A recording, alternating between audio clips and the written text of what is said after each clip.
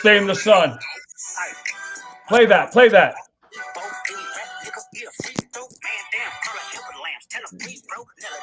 Welcome back to the Demand Better podcast, your ultimate consumer's guide to health, fitness, and wellness space. We are sponsored by Fit Care Physiotherapy and Wellness, where the emphasis is to focus on your fitness so you can avoid the healthcare space. I'm your host, Corona, coming to you from the heart of the concrete jungle of New York City. And joining me, as always, from the beautiful Rocky Mountain town of Erie, Colorado, is the one and only Dr. Bo. What's up, kid? What's up? We got snow over here. I think you got snow over there too right now, right? We got slush. Got a little bit. Anything else you got to give the listener? Been a minute. I have it in our wherever you guys are watching this. The book Healthy for Life came out. I'm one of the co-authors of 25. We launched that last week, so go out, get your Healthy for Life book. Thank you. Kindle edition is still $1.99 for a limited time. Go get that. Print A minor. Okay, we're gonna turn that off because we don't want to be too controversial. But yes, everyone go get Healthy for Life, the book, and I will do a quick shout out to drinkelement.com/fitcare. Folks want to get their best electrolytes on the market, 100% money back guarantee, all of the things. Go get it, and then we want to welcome our guest, André. Whoa! Today we are joined by André. I'm gonna call him Dre Cruz, a true force in the fitness world and men's health fitness trainer of 2017. That's me. Andre's journey from unhappy corporate banker to transformative fitness leader is nothing short of inspiring. As a senior coach at the Ladder Fitness and the mastermind behind multiple successful fitness ventures, Dre has dedicated himself to helping people unlock their full potential since 2012. From crushing a 60-inch box jump to coaching CrossFit game athletes, he's not just talking the talk. He's handstand walking it for 105 feet. With a mission to motivate, challenge, and inspire, André brings his wealth of experience in personal training, nutrition, and functional fitness to help you become the best version of yourself. He's married, ladies. He's married to the love of his life, Sinead, and has a toddler named Jameson. And let's not forget the golden retriever, Hawley.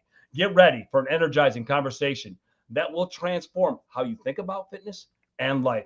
Welcome to the pod, Dre. Thanks for joining us today. Hey, thank you guys for having me. It is a pleasure, guys. And also a big shout out to LMNT. There's literally the best electrolyte on the market. I've tried other ones and like trash water. Like LMNT tastes delicious and it does what it's supposed to do. So they're not paying me for this, but I just wanted to co-sign what you're saying. Listen, we're off to a good start. We're not arguing yet, but with that being said.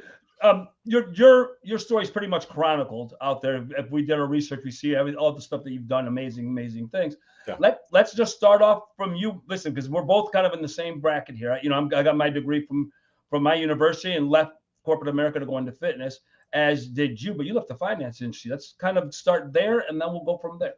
Yeah, so got my undergrad in University of Pittsburgh in finance, started working in corporate banking. I enjoyed the paychecks, but hated my life. At a certain point, I found myself surrounded by men and women who could seemingly describe their entire life's work in one sentence. My name is so-and-so. I went to this university. I've been at the bank for 15, 20 years. I have 2.5 kids and I make a lot of money. And I describe them as pear-shaped bankers, right? The big belly, the ugly mustache. And I'm like, this is not the life that I want to have. So before I got golden handcuffed, I was like, I got to pull the ripcord. I got to get out of here. It was around the time that I met my wife. It's pronounced Sinead, like Sinead O'Connor. Sinead O'Connor. With like a little bit more hair. And so I met her, and then that kind of like transformed like how I thought about, life is too short to spend doing something that you're truly unhappy doing. So I left the bank in 2010. I did not have a backup plan, much to my mother's chagrin. I was making, more income than anyone in my family. And she's like, I can't believe you, blah, blah, blah. So me and my mom were on the outs for a little bit of time. I didn't know what I wanted to do, but I enjoyed drinking a lot at the time. That's how I spent the majority of my nights as a banker, drinking 8 days a week to, deal with the fact that I disliked my job. So figured, hey, maybe my mission is to open up my own bar restaurant. So I get my mixology certification. I start working in bartending, and I actually came pretty close to opening my own bar restaurant. I had a couple of investors, but then I discovered that, that's not the lifestyle that I want to have, being up until upside down ? My wife works in education. I would literally never see her. So I got out of that randomly at the time I was living in Pittsburgh. There were a lot of movies being filmed in Pittsburgh. So I worked on a Tom Cruise movie for a while. I worked on a Will Smith movie out in outside of Philadelphia, and did a couple of other things. And then all of a sudden I didn't really have anything going on. My mother-in-law said, hey, you've gotten in pretty good shape. She wasn't my mother-in-law yet, but the girl that I was dating's mom, she said, hey, you've gotten into pretty good shape. Why don't you look into personal training? I didn't think that I would like it because I had like trained a couple of my friends when I was trained a couple of my friends in college, and I didn't like it at all. But anyway, I got my certification, and I went and applied at an LA Fitness and started working in Secaucus, New Jersey. And my interview, I had to train one of the more senior trainers' client just to kind of, see if I was actually good.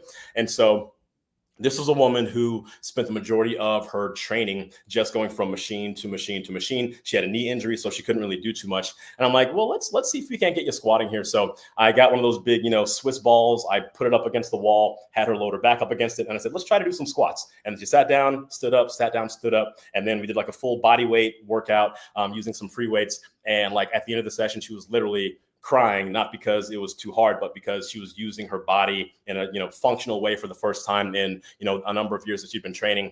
And that for me was that aha moment where even though I was making nothing compared to what I was making as a banker, making a positive impact on people's lives, and that kind of like solidified it for me in terms of what I wanted to do. At LA Fitness, I made $9 per half-hour session. Just so you know, when I was minimum wage in 1995. Yeah. In New York City, working for New York Sports Club, and we kind of have parallel. Because I used to run a bar and restaurant, and I was good at staying up till 5, 6 in the morning having a couple of drinks. I was always in. It was fun. It was a lot of fun. It's just not. It's not the way you're going to live. No. No. Listen, man. It's kind of it's a wild ride to get from corporate America. I think a lot of people don't understand. Bo and I are both very passionate about this industry. You kind of, that change from future to not having a plan is really, really, really like a dicey story. We've had other CEOs on here that have been on there where they basically just said, I'm going to just do this. And I just think it's great. And I'm very, very, your story is phenomenal to me.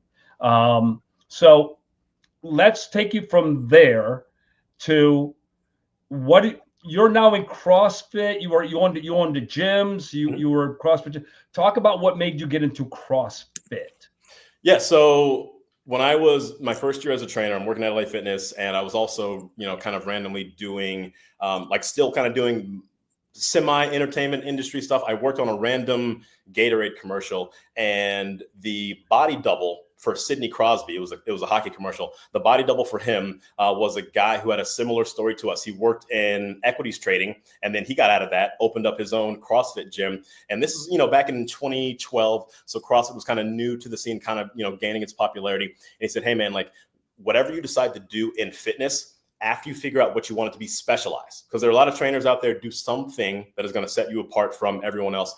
And he talked about how he opened his own CrossFit gym, and like the cost to entry was little. And, just having my business background, the wheels are turning. Like, okay, if I get my CrossFit certification, then I can eventually open up my own gym. It's not going to cost as much as opening a big box gym that has all the treadmills and all of the machines and all that stuff. And so that for me just kind of made sense. So I started doing CrossFit, just, doing the CrossFit of the day workouts in 2012 when I was new to being a trainer. I got my certification in January 2013. I went from LA Fitness to Equinox to working at CrossFit Union Square, and that's where I met Bo. That 2017, I opened up my gym, 150 Bay CrossFit in Jersey City, and that's how I got into the world of CrossFit. Do you want to dive right into like why I closed my gym?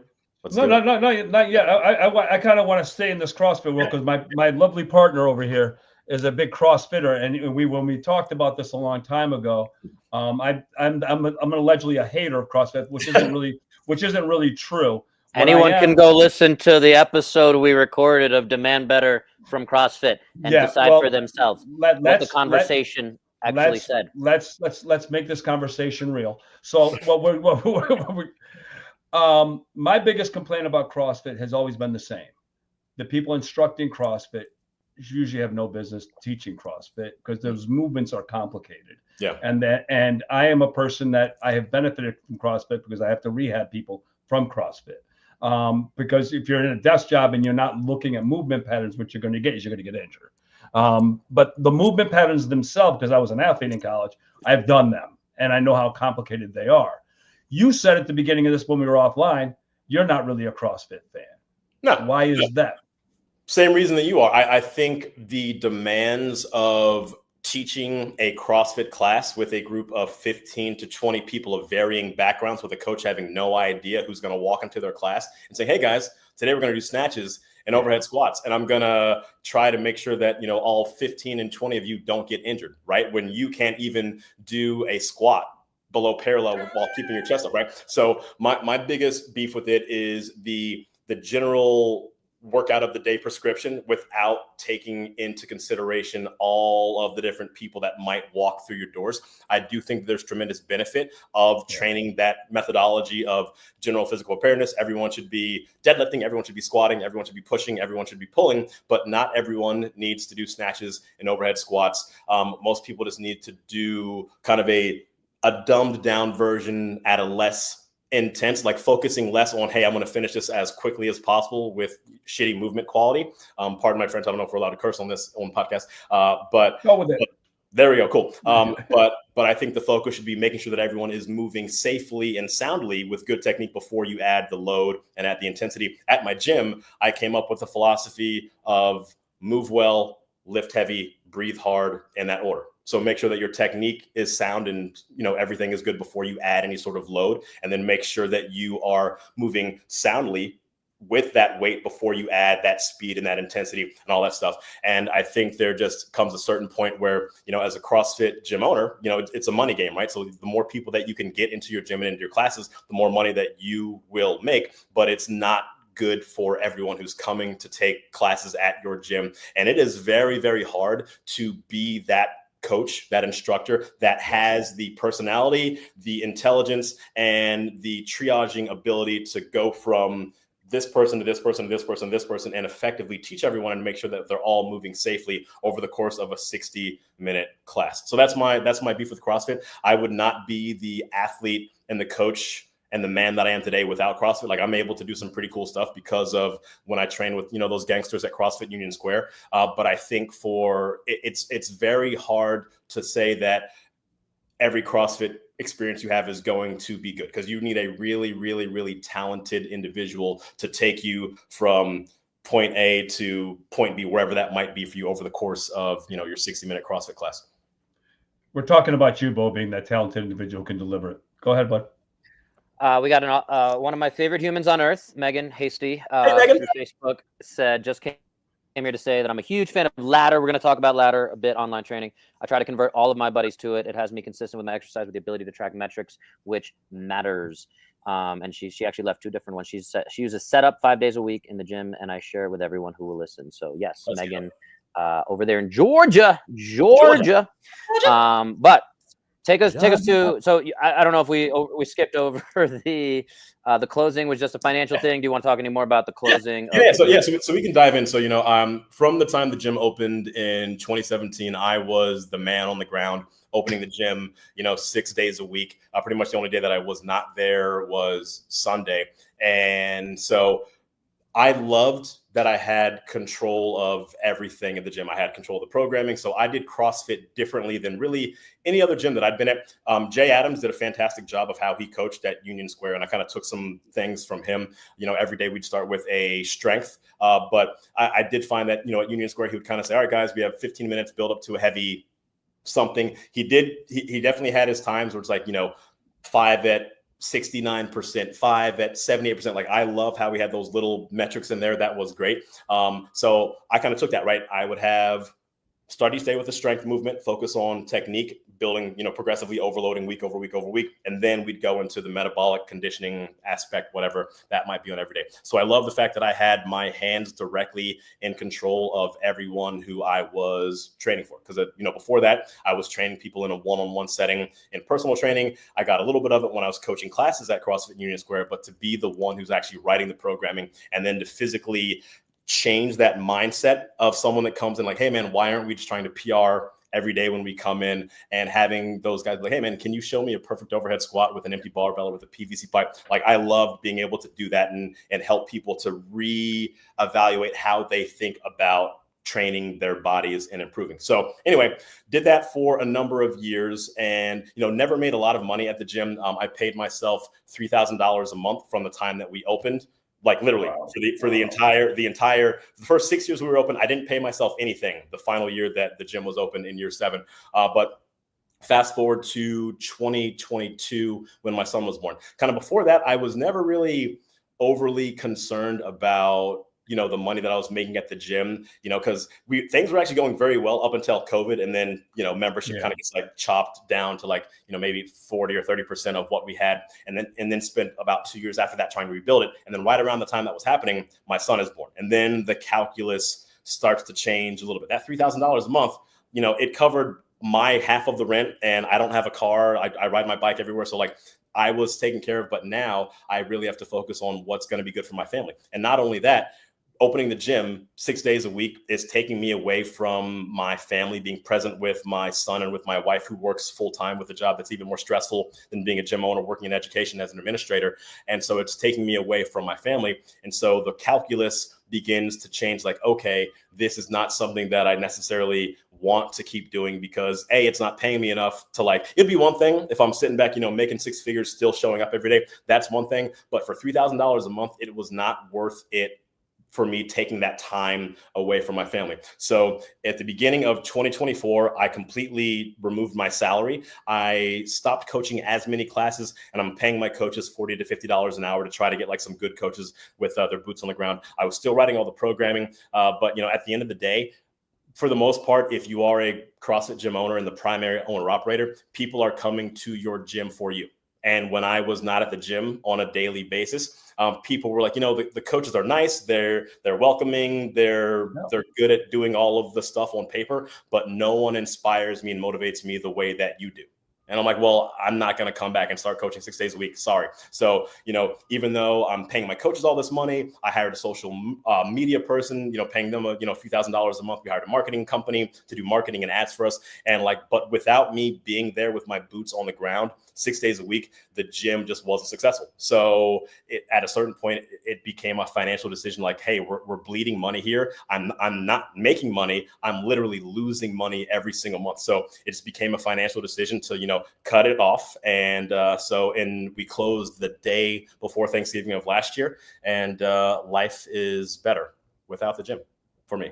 Not for me. I feel very bad for my community and for my coaches, because I love all those athletes. I love all my coaches. I was sad to, take that form of income away from them, but I had to do what was best for myself and my family. But no, listen, that's a very common story in the gym industry as a whole. They don't pay you what you're worth. Number one, they don't. If they, I used to bring in the clubs that I worked in, anywhere between 12 to 15,000 a month, and you're getting a fraction of that money. Yeah. And then what ends up happening when you want more money, they're not going to give you more money, and they're forcing you out the door. And then they complain that you left. And then it's a thing. And the other thing is that I think hits spot on. Your personality is dynamic. It's very, very dynamic. And that energy can't be replicated by someone who's a novice, and it can't be replicated by someone who's just a good coach. I know a lot of people who have 20 letters after their name who couldn't train themselves, as I say to Bo all the time, out of a wet paper bag. Okay. because you're dealing now with people in 3-dimension and not in just 1 dimension. And I think that's when we're dealing with fitness, which really kind of brings me to where I want to go. You went into online training, which everybody who's heard us knows that I am not a fan. I'm a hands-on guy. And I'm not against it as a focus, as a supplement to somebody's training. But what are your thoughts in terms of online training? I'm not talking about you. I do believe there are people such as my partner who can do that. I just can't stick my hand through a screen to change a motor pattern that is going to be replicated over and over and over again. And it drives me nuts to watch someone make a new movement pattern and then get injured. Yeah, no, I agree. So backstory on Ladder, that was honestly the biggest blessing to come out of COVID. So I got connected with them kind of like early summer 2020. And at that point, my gym was physically closed. That's when I started kind of doing online training, because I'm like, I can't charge my members full price, but I got to charge them something. So I let every member at my gym take home a dumbbell or kettlebell. And then I started doing 3 workouts a day, one of them in my garage, one of them at the gym that I would stream on Zoom and then put on YouTube. And then another one that we would do at noon. That was a bodyweight workout. So 3 options there. And anyway, so I get hooked up with Ladder. And what I liked about them is they have the infrastructure of what I always wanted to achieve in the fitness industry, but never had the scale to do. So being a personal trainer, you're always locked in a one-on-one, and you're always training your time for money, and you have to be kind of at the discretion of whenever your clients want to train. At the gym, yes, you have your hands on more people at the same time. So 1 to 10, 1 to 15, 1 to 20, whatever it might be. And then the online, when done correctly, you can impact hundreds, if not thousands of people that are not just in your neighborhood, but around the world. And once again, that kind of goes back into my professional mission of helping to motivate, challenge, and inspire people from around the world. So I met with Ladder. Their tech is top notch. So what I really like about the platform is that physically on your phone, you will physically see André doing the movement with perfect form, with barbell, dumbbell, whatever it is. And then in your ears, I'm physically coaching you through the movement. All right, guys, chest up, shoulders back, make sure you're getting below parallel, all that good stuff. And then there's also an interactive portion of the app where there's a group chat, and there's also one-on-one coach chat where members can literally send me videos of their movements, and I can say good, bad, ugly. And you also have the ability to physically cheer for people by double tapping when they are in the middle of working out. So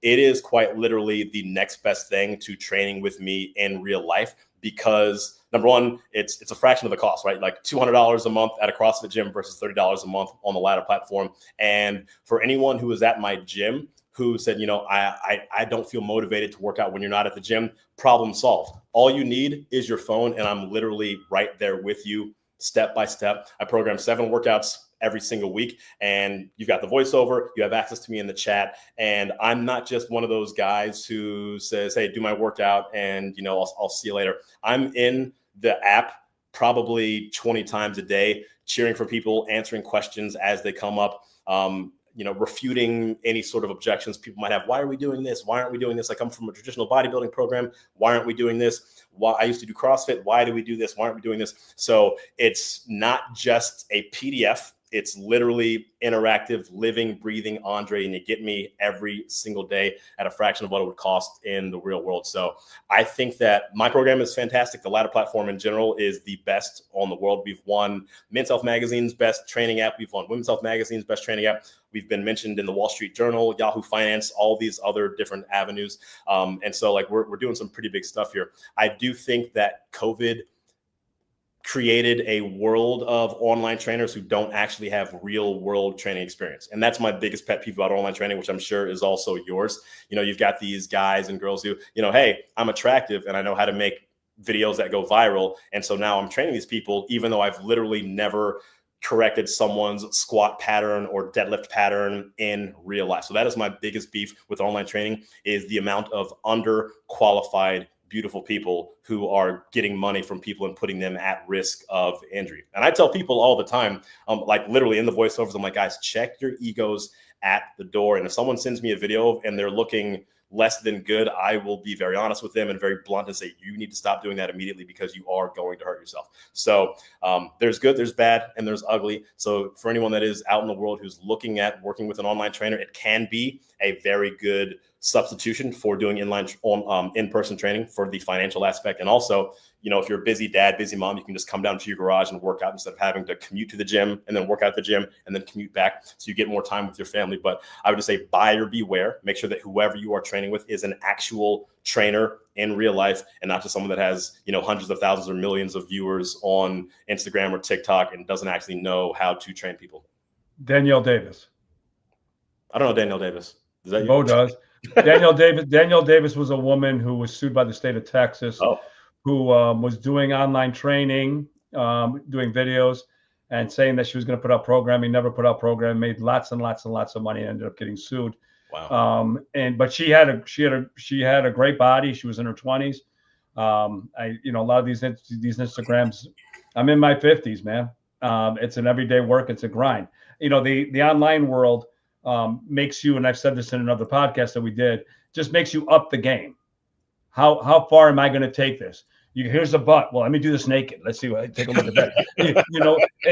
It's the objective is to get viral. It's not to actually improve people's lives. And muscle is the organ of longevity, and health is wealth. And the reality of what we're dealing with right now is my biggest pet peeve is we can cure ourselves. We can heal ourselves if we so choose. I just think the online world, that keeps up in the game and the algorithm and all this other stuff, and we're not really looking at trying to help people, which is what we're all in this business together. Absolutely, man. Yeah, I mean, heart disease is the #1 killer of people in America, and it's completely preventable based on what we do with our bodies and what we physically put into our bodies. And like, I can't tell you how many times I see these, influencers on Instagram and TikTok that have millions of views and millions of followers. And it's like, I did this one exercise and I got a snatched waist and blah, blah, blah. Like, this is the dumbest shit in the world. And it makes me so mad. And I'm over here like busting my ass, deadlifting 500 pounds and talking through a microphone while I'm doing it, trying to correct people and teach them how to lift safely. Like, it bothers me a lot. So we share that in common. I've spent over $500,000 in understanding how the human body works.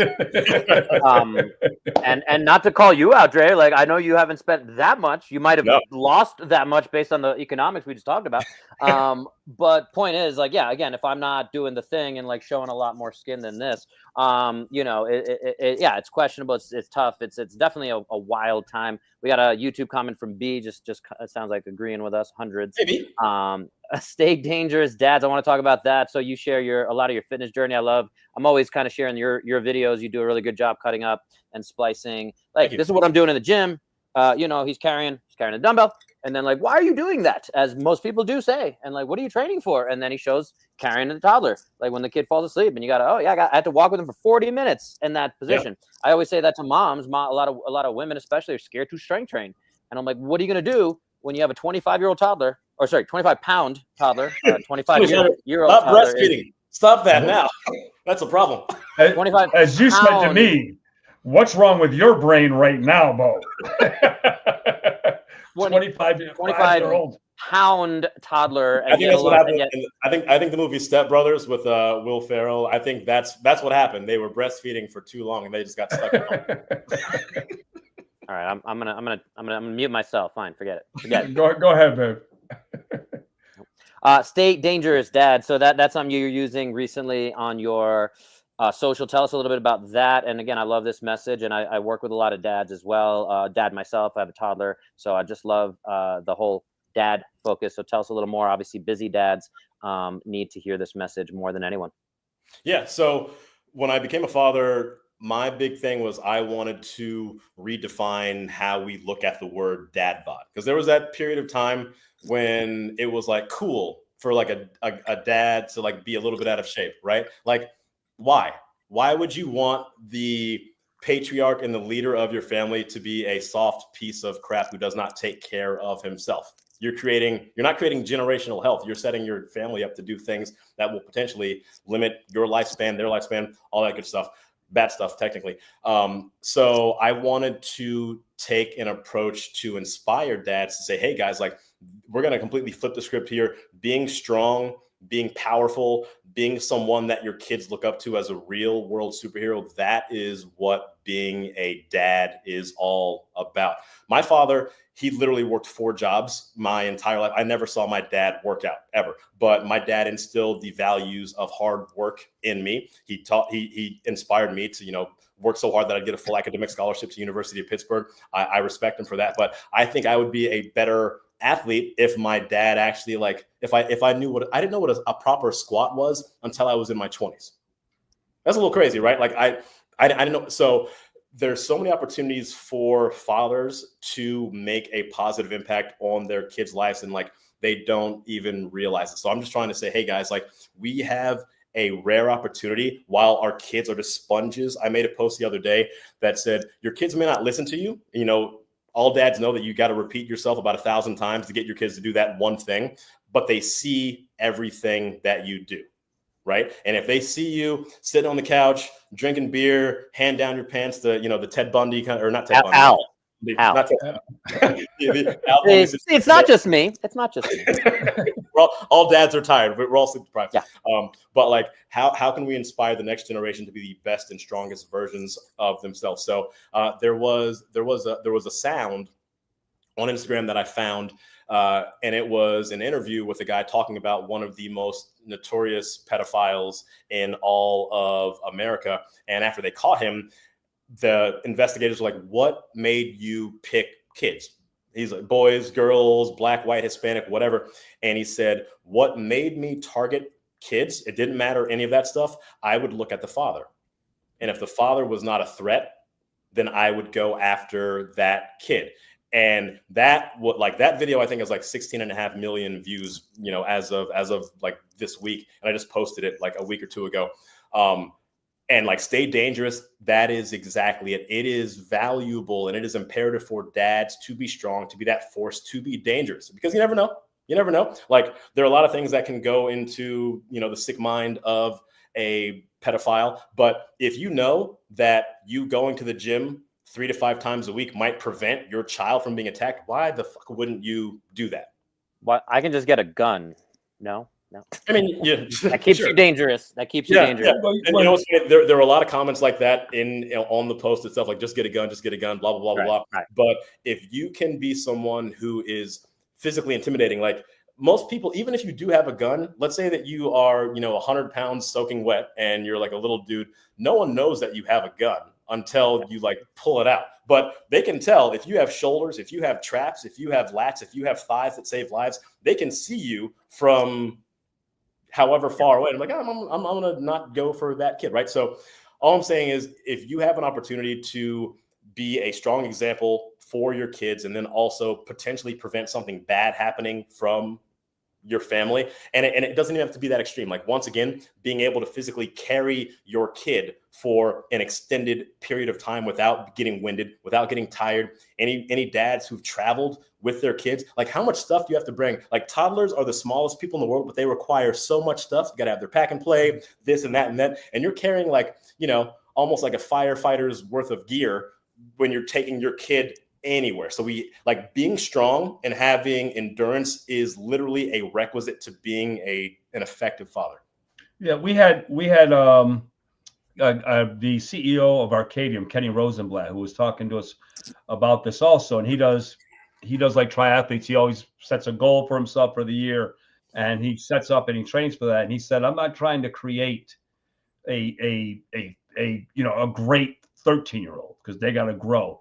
He goes, I want my kids to see myself and my wife work out all the time, so they see it, and then that will click into them at some point, so they become a productive 40-year-old. We don't see that anymore, because there's been a lot of, when we're dealing with this topic, there's a lot of times where Bo and I have talked about this, healthy at any weight. I'm sorry, it doesn't exist.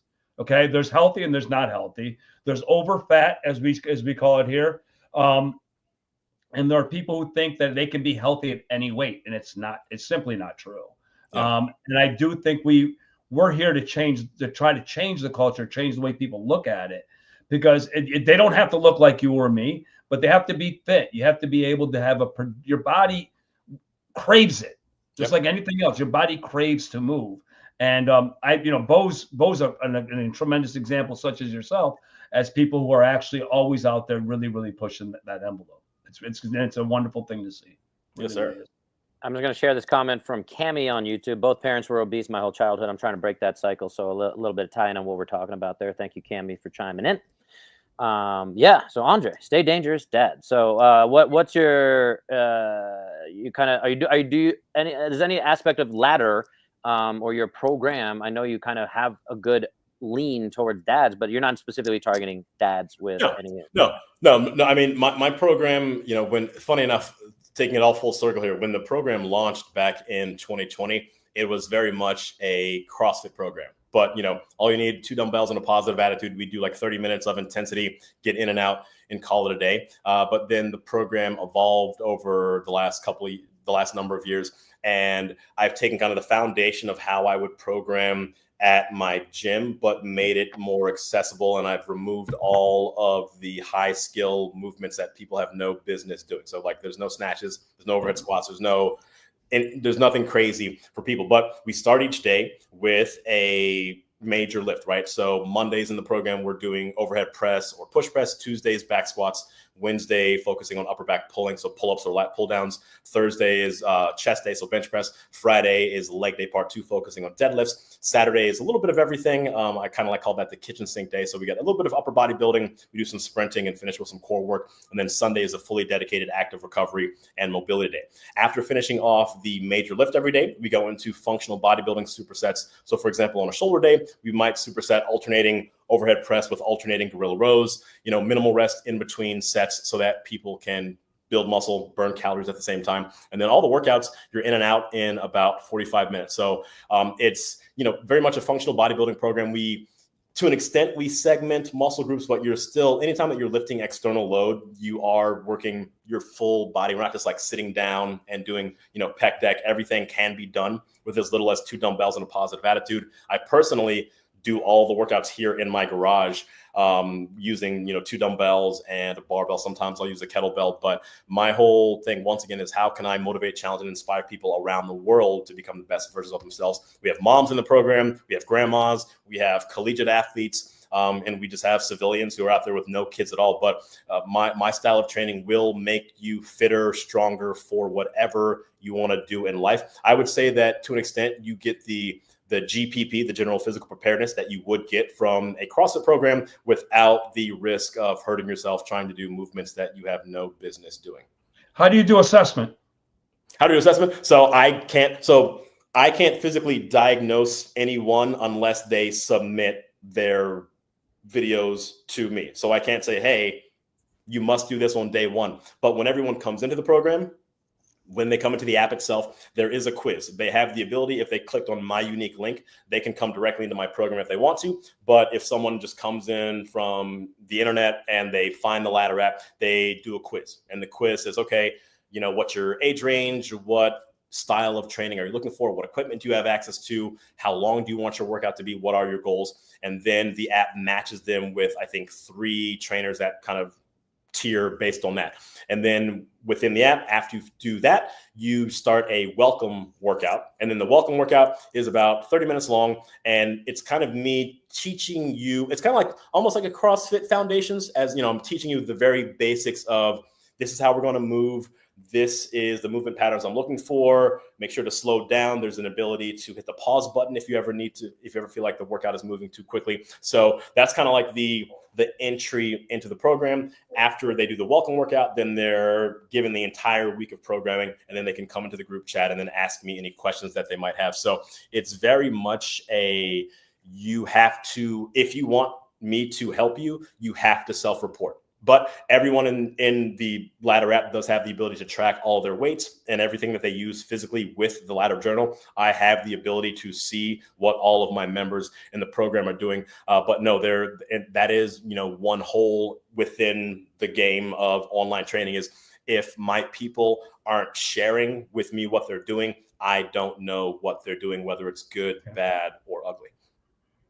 No, I just find it right now. I think, the world we're living in right now, this one size fits all credo that we see a lot it doesn't work. I mean, someone who's 6'5" sitting in a chair for someone 5'9", they're going to have back pain. Yep. We got to figure out, let's figure out what you're doing on a regular basis. And I'm still doing, I'm a one-on-one guy, and I fix people, and I get them stronger, and I fix them. And this is the whole online world that I talk about, which is, we're not talking about YouTube, but we are talking about, there are many, many people, they don't even do an assessment. Just go. Let's do a snatch. Well, when your shoulder doesn't immediately rotate, you're going to hurt yourself. Mm-hmm. And if you're sitting at a desk all day and you're internally rotated with some decreased lordosis and upper cross syndrome, we got a problem. We really, really got a problem with how we got to fix it. But I find it very, very interesting. I like your methodology very, very much in terms of of what you're doing and how many people do, but it'd be very, very hard to assess 1,000. Oh yeah, and like, people. and one thing that I do, like in the voiceovers themselves, I try to solve for every kind of person that's entering my program. So you might physically see a demo of me doing a back squat with a barbell, but I'm saying in the introduction to that block, it's a 2-minute little intro. All right, guys, next up, we have 3 sets of back squats. The goal, if you have access to heavy barbells, is to build up to a challenging set of 10 advanced athletes aiming for anywhere between 70 and 80% of your 1 rep max. If you're someone who's at home or at a hotel, maybe you only have 2 dumbbells, I want you guys to do 3 sets of 10 with a pause, minimize your rest in between your sets so that you're getting that intensity stimulus. But I'm always trying to think about people who might be entering my program that have God knows whatever is going on with them. And that's another reason why I'm so active in the group chat. Like, I know after leg day, people are going to come and say, oh my God, my back hurts, my knee hurts, my hip hurts. Hey guys, low back pain is often caused by tight muscles in your glutes. Sitting down all day doesn't do it. I preach all the time, movement is medicine. So the day of leg day and the day after, I'm in the group chat saying, hey guys, here's how I'm recovering from leg day today. I'm going to take my dogs for a 2-mile walk. I'm going to sit on my assault bike for 20 minutes. I'm going to walk on a treadmill for 15 minutes. I'm going to grab my lacrosse ball. I'm going to sit on it. I'm going to, put it above my quad. I'm going to put it on my quad above my knee, bend and extend to work on my knee pain. I'm going to sit in couch stretch for 30 to 60 seconds at a time, a couple of times throughout my day. I'm going to try to get up every hour on the hour during my work day, try to touch my toes, drink water. So I'm always trying to infuse that extra value that people might not know if they were just looking at a PDF doing a workout. Yeah, it's rare. Listen, I'm still not a big fan of online training. But that's fine. No, but you understand where I'm coming from when I'm saying this to you. It's just a matter of, I think there's more unqualified people making money from their couch. I agree. Out there than people actually helping the general, as our friend said, the gen pop. People think in my opinion, they've dumbed down fitness to such a level that anybody thinks I can just get in an app and I'll be fine. Like you there's more to this than that. Bo, do you have a question? Because I've been talking a lot. No, but I do think we should be respectful of the listeners' time, Andre's time, and wrap it up. You better wrap that gavel up, B. Yeah. Yo, I am the manager, B. Everyone at home, if you guys don't know what that's from, go watch Dave Chappelle's show. I know what that is. I know that you guys do. In my program, I make reference to Dave Chappelle almost on a weekly basis, particularly on chest day. Charlie Murphy, I think I'm bleeding inside of my chest. There was someone in the group chat a couple weeks ago like, what is that from? And I'm like, bro, you need some education on Dave Chappelle. Let me teach you. So before we wrap this all up, give the listener something that they could take away when because online is your forum. Yeah. And I really want people to take something out of this that will be beneficial to them long term. Yeah. What should they give us a few things that they should be looking for, how about we do 3 things they should look for and 3 things that they should be beware of while they're out in the field? Sure. So when you are shopping for an online program, I think number 1, you need to look at the credibility of your trainer. Has they trained somebody in real life for more than just a day? Cool. That's number 1. What credentials do they have? Do they have any sort of certifications? And then I think like those 2 kind of go hand in hand. And then number 3, it needs to be whoever you work with. It needs to be someone whose personality will inspire you and motivate you to show up for yourself on a daily basis. Because at the end of the day, my program is great, but there are people who don't necessarily want to work with my personality type. That's totally fine. You have to find a coach and a community that will support you and help you to get to the gym on those days where you don't feel like going to the gym, which, we're all workout heads here. So like, I feel bad if I don't work out, 5 times a week, but people are like, how do you work out 5 times a week? I can barely get to the gym twice, right? So you have to find somebody in some community that's going to inspire you to want to show up for yourself on a daily basis. And, make sure that the workouts are just like appropriate for your current fitness level, whatever that might be. And that kind of goes into things to avoid.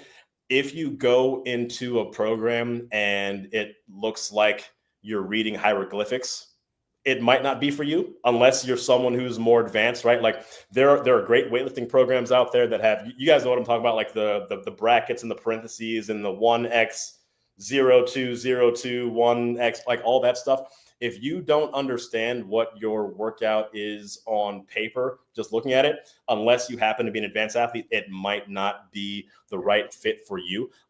If you feel like your coach is not actually teaching you how to do the movements, they're just saying 3, 2, 1, go, right? Like they can be the fittest person in the world, doesn't mean that they're good at necessarily coaching you through those movements. And then going along with that, make sure that whoever you're working with is actually accountable to you. Like you can actually connect to them in some capacity. So obviously my group chat is pretty large. We have like, 4,000 members around the world in my program specifically, but I don't necessarily answer everyone's question, but I read through everyone's messages in the group chat, and I might not answer you directly, but if I know that 3 people have said, hey, my hip is feeling a bit tight after the workout, I'm going to make sure that I address it and send a video message to the group chat so that everybody is on the same page and moving safely and all that stuff. So I think the 3 to look for and the 3 to look against, they all kind of go in concert with each other. Make sure that it is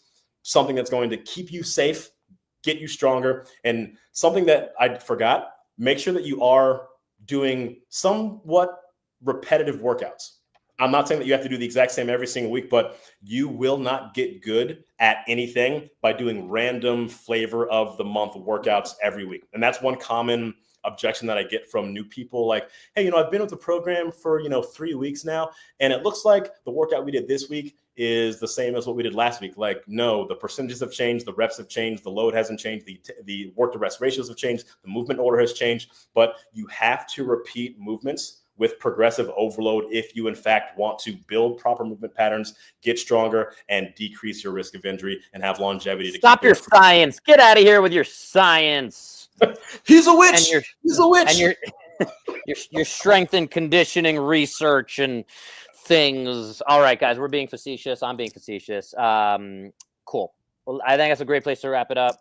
So, Andre, thank you so much for your time. Thank you, guys. You want me to give it to him? I'll give it to him right now. That's a wrap, Demand Better family. I can't thank Andre enough for sharing his incredible journey and wisdom with us today. Dre, you've given us so much to think about. For everybody who wanted to learn about Andre, you can find them at Andre. You can find me on Instagram. I'm at Andre Cruz. That's my name. You can find me on TikTok. I think I'm at Andre Cruise Control. And then you can find me on the Ladder app. If you go to my Instagram page, you get a free week to try it out, see if it's good for you. Thank you guys. It's been a pleasure talking with you. Hope you guys have an awesome day. Stay dangerous, dads. Yeah, don't worry. Your support to our fans, your support means everything to the show. If today's episode resonated with you, please take a moment to review, share it with someone who needs to hear it, and smash that subscribe button. But most importantly, take action. Demand Better isn't a show name.